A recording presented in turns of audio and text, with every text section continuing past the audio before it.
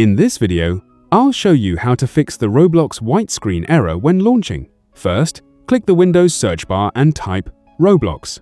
Right-click Roblox Player and select Open File Location. In the File Explorer window, right-click Roblox Player again and choose Properties. Open the Compatibility tab. Check Run this program in compatibility mode for, then select Windows 7 from the drop-down menu. Next, enable, disable full screen optimizations, and run this program as an administrator. Click Apply, then OK to save the changes. Now, update your graphics driver. Open the Windows search bar, type Device Manager, and open it.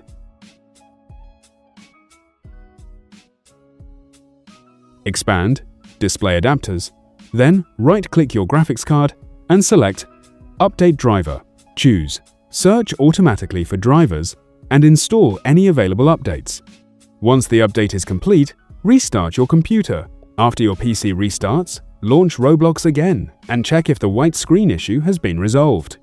If the problem still persists, try repairing or reinstalling Roblox and make sure Windows is fully up to date before launching the game again. And that's how you can fix the Roblox white screen error when launching.